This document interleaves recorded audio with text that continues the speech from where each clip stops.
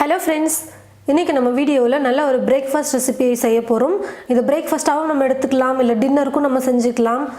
இந்த பாத்திரம் வந்து பாத்தீங்கன்னா வேக வைக்கிறதுக்கு மட்டும் இந்த பாத்திரம் வந்து நான் வாங்கிட்டு வந்து வச்சிருக்கேன். நம்ம தண்ணில போட்டு காய்கறிகள் எல்லாம் வேக வைப்போம் பாத்தீங்களா, அந்த மாதிரி வேக வைக்கும்போது காய்கறியில இருக்கக்கூடிய சத்தெல்லாம் வந்து தண்ணியிலே போய்டும். அதனால இந்த மாதிரி ஒரு ஸ்டீமர் வந்து நான் வாங்கிட்டு வந்து வச்சிருக்கேன். மொத்தம் ரெண்டு பாத்திரமா தனித்தனியா இருக்கும். இதுல வந்து தண்ணி ஊத்தி வச்சிட்டு இதுக்கு மேல இந்த பாத்திரத்தை வச்சிட்டு நம்ம காய்கறிகளை வேக வச்சு எடுத்துக்கணும். நான் வந்து இந்த பாத்திரத்துல தண்ணி எடுத்து வச்சிருக்கேன். தண்ணி வந்து நல்லா கொதிக்க வச்சுக்கோங்க. இப்போ நான் வந்து உங்களுக்கு அப்படியே காட்டுறேன். இந்த பாத்திரத்துக்கு மேல இதை வச்சிட்டோம்னா பாருங்க, இது ஹோல்ஸ் இருக்கு. இந்த வழியா வந்து நமக்கு வெந்துரும் காயெல்லாம் தண்ணி கொதிக்க கொதிக்க.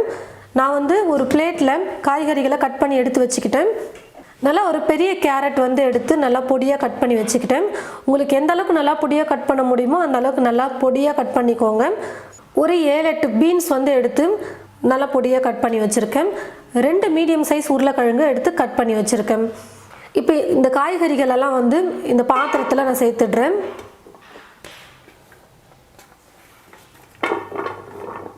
இப்போ இதுக்கு மேலே ஒரு கண்ணாடி மூடி கொடுத்துருக்காங்க. அந்த மூடி போட்டு மூடி வச்சிடுறேன். தண்ணி நல்லா கொதிச்சதுக்கு அப்புறமா நீங்கள் இந்த பாத்திரத்தில் காய்கறிகளை போட்டு வச்சிட்டிங்கன்னா சீக்கிரமாக வெந்துடும். ஒரு 10 நிமிஷத்துக்கு தீ ஃபுல்லாக வச்சுட்டு நம்ம குக் பண்ணிக்கலாம். காய்கறி நல்லா வேகட்டும். பாருங்கள் ஃப்ரெண்ட்ஸ், காய் வந்து 10 நிமிஷத்துக்கு நல்லா நான் வேக வச்சு எடுத்துக்கிட்டேன். 10 நிமிஷங்கிறது நீங்கள் முன்ன பின்னா கொஞ்சம் பார்த்து நீங்கள் குக் பண்ணிக்கோங்க. ஒரு 5 நிமிஷம் குக் பண்ணிவிட்டு காய் நல்லா வெந்திருக்கான்னு செக் பண்ணிக்கோங்க. இன்னும் எவ்வளோ நேரம் வேகணுமோ அதுக்கேற்றது போல் வேக வச்சுக்கோங்க. 10 நிமிஷம்னா 10 நிமிஷமாக வேக வைக்கணும்னு இல்லை. டைம் வந்து கொஞ்சம் முன்ன பின்ன ஆகலாம். காய் வந்து பார்த்தீங்கன்னா இப்போ நல்லா வெந்து வந்துருச்சு. இப்போ நான் ஸ்டவ் ஆஃப் பண்ணிவிட்டு இந்த காய்கறிகளை ஒரு பிளேட்டுக்கு மாற்றிக்கிறேன். ஸ்டவ்வை பற்ற வச்சுக்கிட்டு ஸ்டவ் மேலே ஒரு கடாய் வச்சுருக்கேன். கடாய் நல்லா சூடு ஏறினதுக்கப்புறமா எண்ணெய் சேர்த்துக்கிறேன்.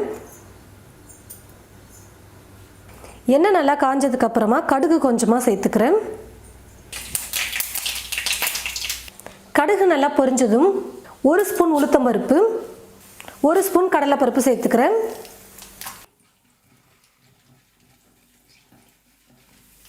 உளுத்தம்பருப்பு கடலைப்பருப்பு சேர்த்து ஒரு பாதி அளவுக்கு வறுபட்டதுக்கு அப்புறமா பச்சை மிளகாய் சேர்த்துக்க போகிறேன். நான் வந்து 2 பச்சை மிளகாவை பொடியாக கட் பண்ணி எடுத்து வச்சுருக்கேன். அதை சேர்த்துக்கிறேன்.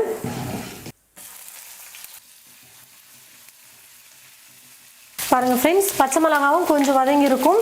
அதே சமயத்தில் உளுத்தம்பருப்பு கடலைப்பருப்பும் நல்லா பொன்னிறமாக வந்துருச்சு.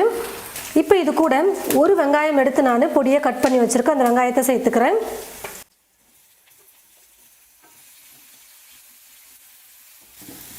வெங்காயம் நல்லா வதங்கினதுக்கு அப்புறமா இது கூட நம்ம வேக வச்சு எடுத்து வச்சிருக்கிற காய்கறிகளை சேர்த்துக்கலாம்.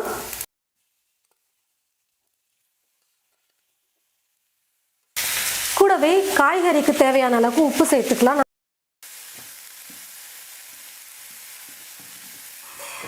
பாருங்க ஃப்ரெண்ட்ஸ், உப்பு எல்லாம் சேர்த்ததுக்கு அப்புறமா நான் 2 நிமிஷத்துக்கு நல்லா குக் பண்ணிக்கிட்டேன்.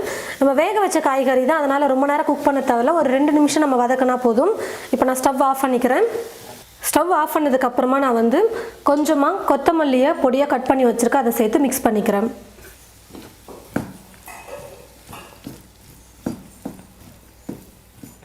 பாருங்கள் ஃப்ரெண்ட்ஸ், இட்லிக்கு மாவு வந்து நான் கரைச்சி எடுத்து வச்சுருக்கேன். உப்பு சோடா உப்பு போட்டு வந்து நான் கரைச்சி ரெடி பண்ணி வச்சுட்டேன் மாவு. இப்போ நம்ம வதக்கி எடுத்து வச்சுருக்கிற இந்த காய்கறிகளை சேர்த்துக்கலாம்.